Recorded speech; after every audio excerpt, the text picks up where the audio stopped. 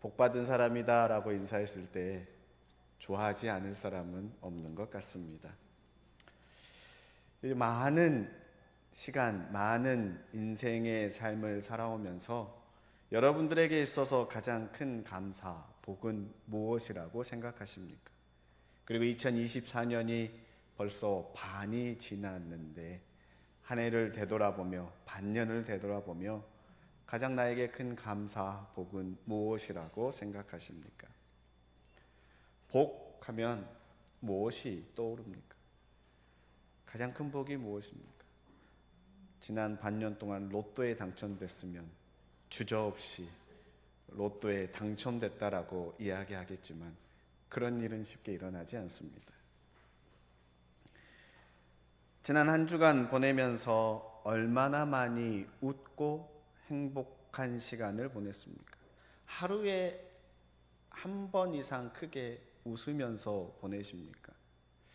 하루는 저희 집에서 밥을 먹고 제가 운동을 이제 조금 살을 빼기 위해서 운동을 하려고 했는데 밥 먹자마자 이렇게 운동하려고 하니까 제 아내가 밥 먹고 나서 30분 있다 하라고 뭐라 하더라고요.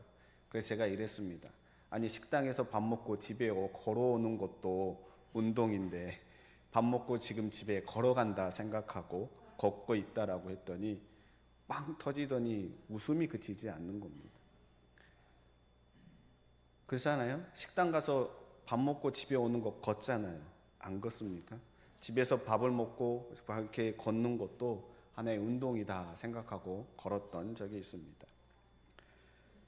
누군가는 요즘 웃는 것보다 근심과 걱정이 많다라고 이야기합니다. 그래서 웃을 일이 없다라고 이야기합니다. 웃어야 하는데 웃음이 잘 나오지 않는 겁니다. 힘든 세상을 사는 여러분이 얼마나 큰 복을 받은 사람인지 알려주기 위해 묻는 겁니다. 나의 인생에 있어서 가장 큰 복, 그 복은 다른 것이 아니라 바로 예수 그리스도를 믿고 구원받은 복인 줄로 믿습니다.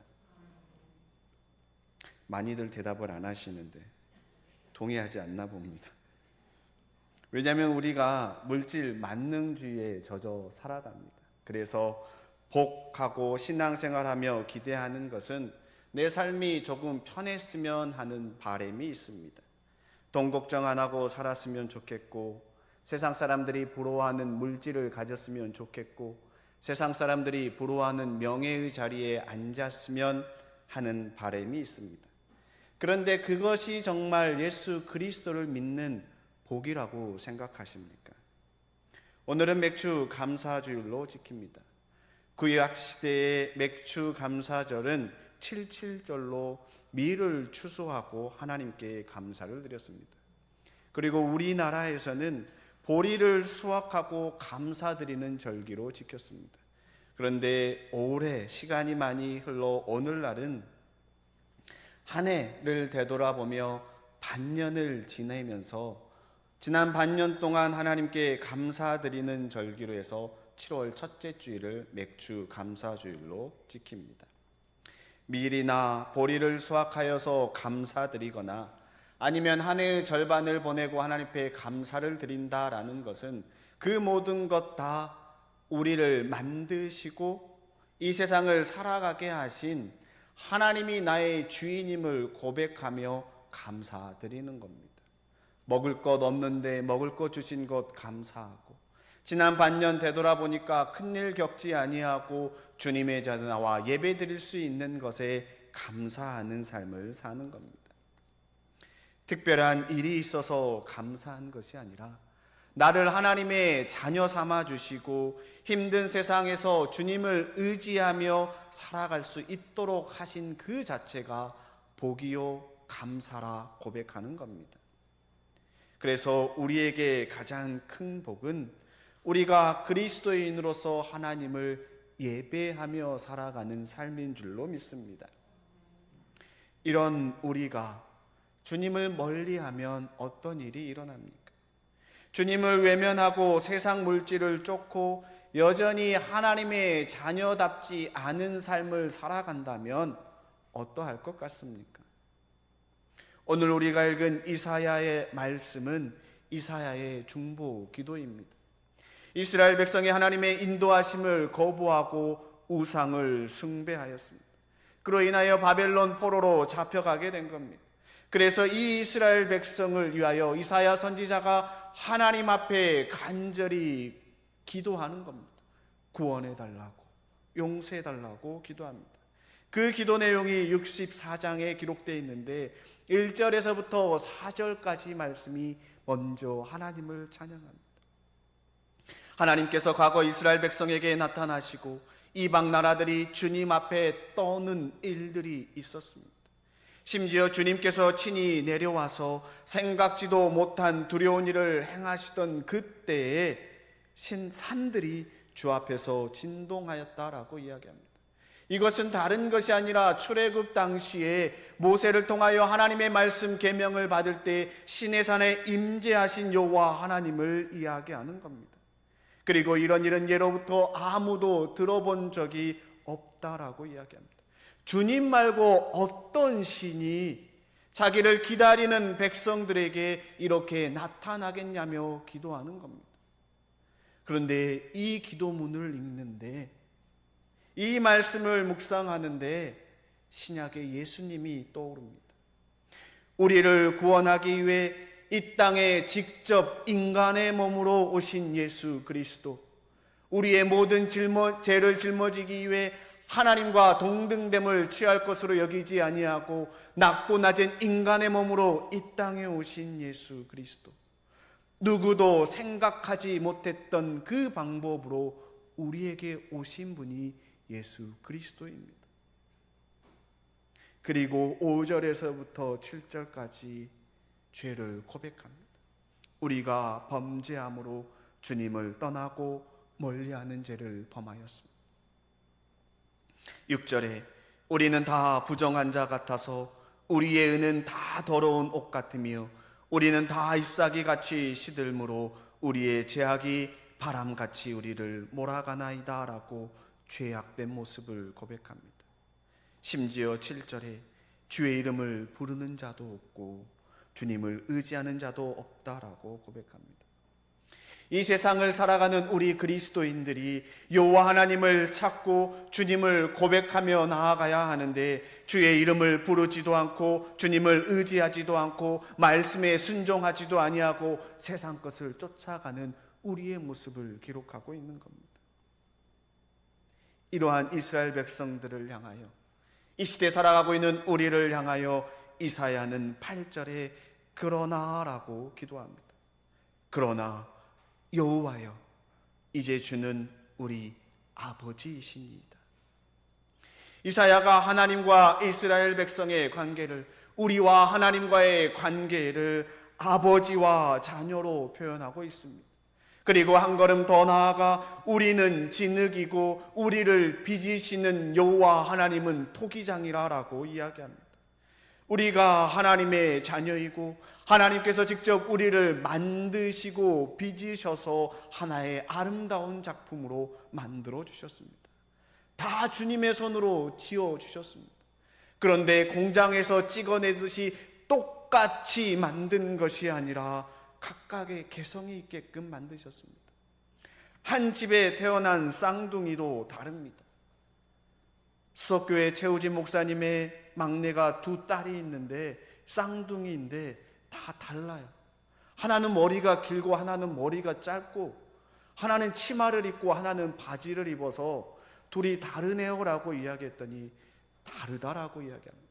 쌍둥이임에도 다릅니다. 공장에서 똑같이 도자기를 찍어내는 것 같이 만든 것이 아니라 하나님께서 하나님의 백성을 하나 아름답게 만드시고 빚으셨습니다. 그러면서 9절에 이렇게 고백합니다. 주님, 진노를 거두어 주십시오. 우리의 죄악을 영원히 기억하지 말아 주십시오. 주님 보십시오. 우리는 다 주님의 백성입니다. 아버지와 자녀의 관계를 한번 생각해 보시기 바랍니다. 자녀의 모습 속에 아버지의 모습을 발견할 때 아버지들은 깜짝깜짝 놀라면서, 그러면서 한편으로는 뿌듯하고 자랑스러워합니다. 이것이 부모의 마음입니다. 자녀들이 아버지의 뜻대로 살아가기를 바라지만, 부모의 뜻대로 살아가기를 바라지만 때로는 그렇지 못하는 경우도 있습니다. 얼마 전 TV에서 한 프로그램에 딸이 엄마에게 나는 결혼하지 않은 비혼주의로 살 겁니다 라고 고백하면 몰래카메라를 찍은 적이 있습니다. 그런데 그 고백을 하는데 그 어머니가 받아들이기를 가슴이 무너지고 많은 생각이 있는데 그냥 그대로 받아주는 겁니다. 뜻하지 않은 반응이 나옵니다. 안 된다라고 이야기해야 되는데 그대로 받아주는 겁니다. 그리고 나서 다 끝나고 나서 인터뷰하는 이야기가 자녀이기에 믿고 받아준다라는 겁니다. 그리고 정말 딸이 사랑하는 사람, 남들이 다 결혼해서 결혼하는 것이 아니라 정말 이 사람이 아니면 안 되겠다라는 사람이 있으면 결혼을 하는데 남들이 하기 때문에 따라서 하지는 말라라고 이야기합니다. 정말 잘못된 길이면 맞겠지만 그 길이 아니면 끝까지 지켜주고 바라봐 준다라는 겁니다. 주님께서 우리를 최선을 다해 좋은 작품으로 만들고 빚어줬는데 그 작품이 살아가야 할 삶이 아니라 엉뚱한 삶을 살아간다면 그것처럼 마음 아픈 일이 없을 겁니다. 그래도 바라보고 다시 돌아와 제목하기를 기다리시는 것이 주님의 마음입니다. 그래서 복음서에 탕자의 비유가 있고 하나님께서 직접 예수 그리스도의 몸으로 이 땅에 오셔서 십자가 고난을 당하시면서 우리를 하나님의 자녀로 삼아 주셨습니다. 끊임없이 죄를 짓지만 그 예수 그리스도를 고백하면 언제든지 하나님의 자녀가 될 수 있는 그 길을 열어두신 겁니다. 그래서 저와 여러분들이 읽은 오늘 예배소서 말씀이 하나님께서 우리에게 주신 신령한 복을 이야기하는데 4절과 5절에 이렇게 기록합니다. 곧 창세전에 그리스도 안에서 우리를 택하사 우리를 사랑 안에서 그 앞에 거룩하고 흠이 없게 하시려고 그 기쁘신 뜻대로 우리를 예정하사 예수 그리스도로 말미암아 자기의 아들들이 되게 하셨으니 이 세상을 창조하신 하나님께서 우리를 택하여 주신 것이 가장 큰 복입니다.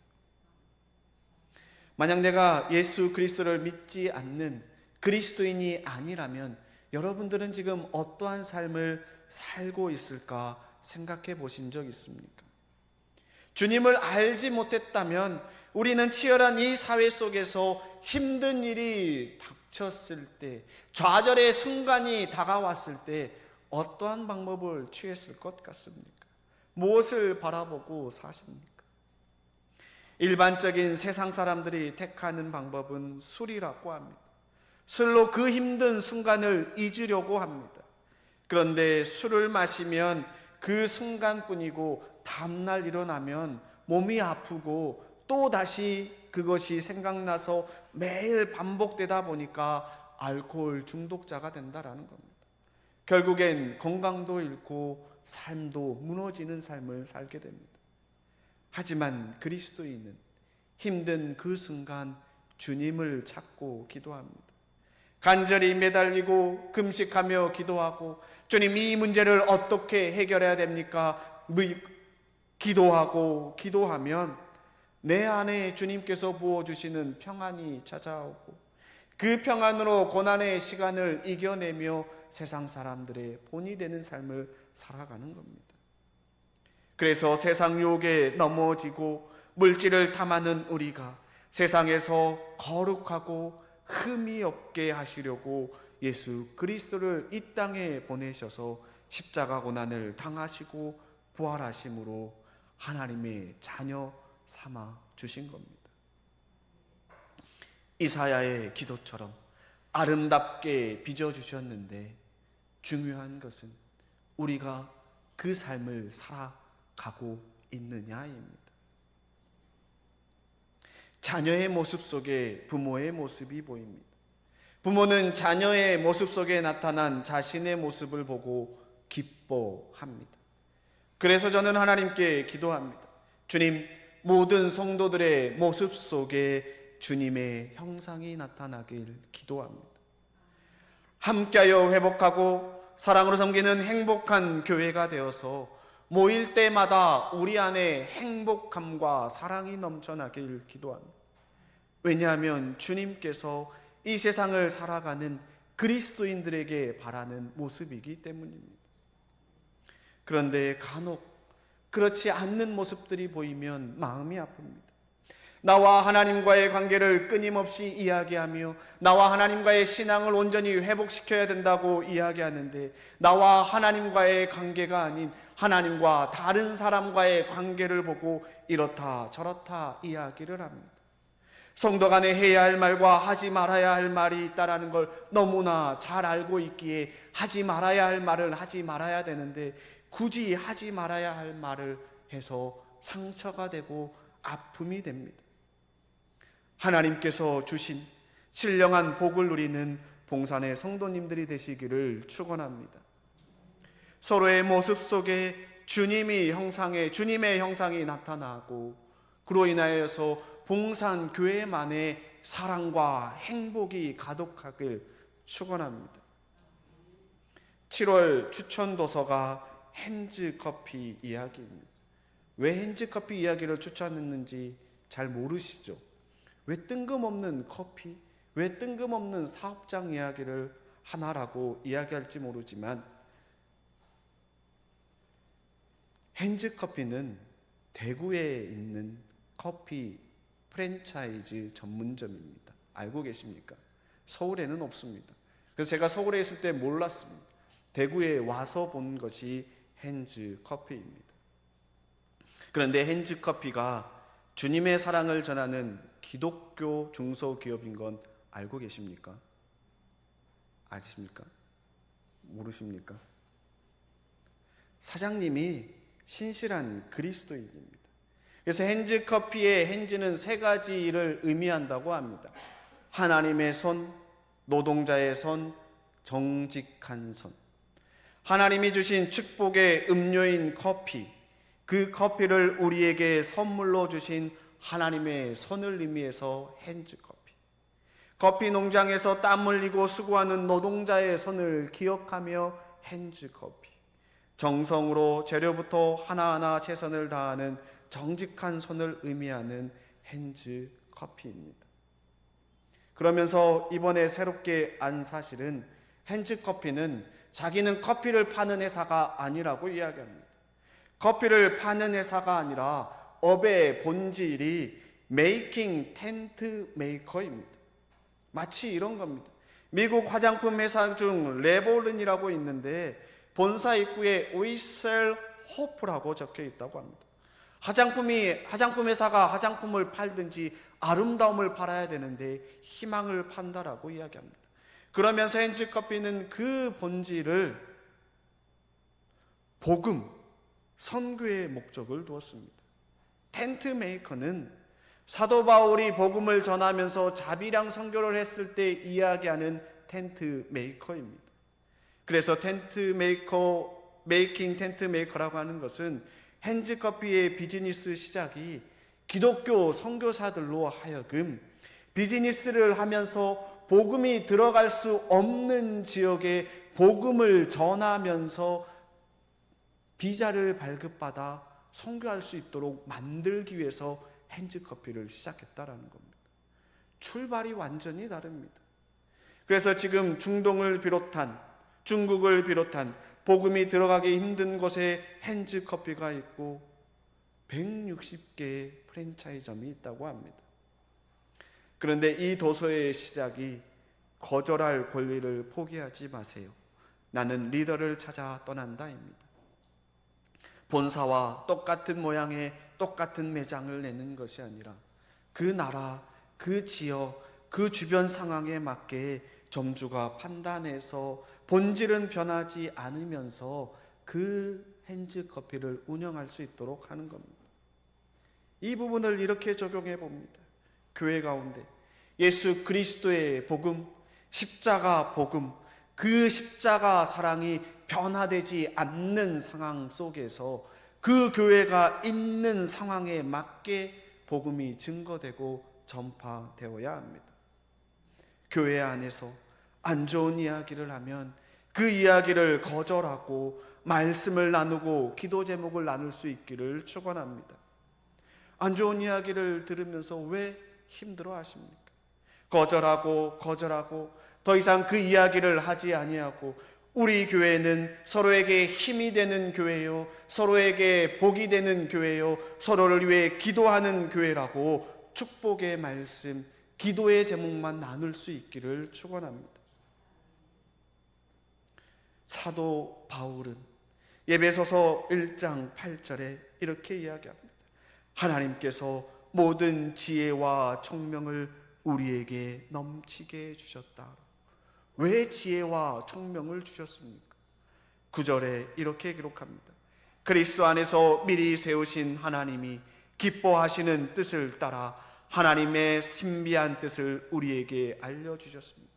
하나님의 계획은 때가 차면 하늘과 땅에 있는 모든 것을 그리스도 안에서 그분을 머리로 하여 통일시키는 것입니다. 결국 이 세상의 고난과 역경을 견디며 하나님의 비밀을 깨닫기 위해 지혜와 총명을 주셨는데, 그것은 다른 것이 아니라 하늘과 땅에 있는 모든 것을 그리스도 예수 안에서 예수 그리스도가 머리 되게 하신다라는 것은 예수 그리스도로 말미암아 모두가 하나님의 자녀로 살아갈 수 있도록 한다는 겁니다. 어떻게 하나님의 자녀로 살아갈 수 있게 합니까?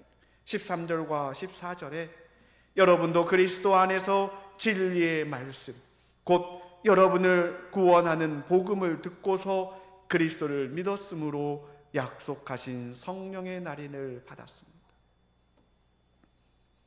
하나님의 말씀을 듣고 그 말씀 속에 예수 그리스도를 믿으니까 성령의 인치심을 받았다라고 이야기합니다.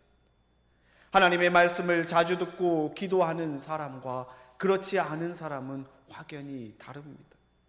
말씀을 가까이 하는 사람은 한마디 한마디에 그 하나님의 말씀이 담겨져 있습니다.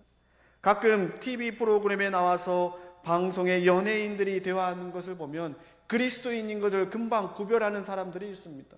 사용하는 단어에 축복이라는 단어를 사용하고 은혜라는 단어를 사용하고 구원이라는 단어를 사용하면서 아, 저 사람은 기독교인이야 라고 바로 알 수가 있습니다. 그런데 하나님의 말씀을 자주 읽지 않는 사람은 말끝마다 욕설이 들어갑니다.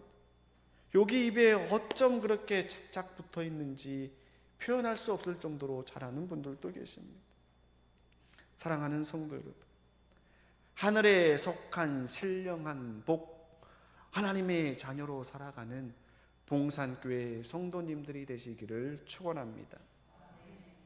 오늘 우리가 함께 읽지는 않았지만 복음서 마가복음의 13장에 예수님께서 무화과 나무 비유를 말씀하시면서 배우라고 이야기합니다. 다른 것이 아니라 그 가시가 연하여지고 잎사귀가 내면 여름이 가까운 줄 알라고 하시면서 인자가 가까이 문 앞에 이르렀다라고 이야기합니다. 그러면서 하나님의 때가 언제 어떻게 올지 모르니 깨어 있으라고 이야기합니다. 때가 가까이 왔다라는 것을 우리 주변에서 일어나는 현상으로 알 수 있다라는 겁니다. 오늘 우리가 살아가는 이 시대의 삶이 하나님의 때가 더 가까운 줄로 압니다. 이러할 때일수록 말씀을 가까이 할 수 있는 봉산의 성도님들이 되시기를 축원합니다. 마가복음 13장 31절에 천지는 없어지겠으나 내 말은 없어지지 아니하리라. 그리고 에베소서 1장 13절에 그리스도 안에서 진리의 말씀, 곧 여러분을 구원하는 복음을 듣고서 약속하신 성령의 날이를 받으라라고 이야기합니다. 하늘에 속한 신령한 복, 예수 그리스도를 믿는 믿음으로 하나님의 자녀로 살아가는 복, 그 복을 누리며 하나님의 자녀답게 살아가는 봉산의 성도님들이 되시기를 주님의 이름으로 축원합니다.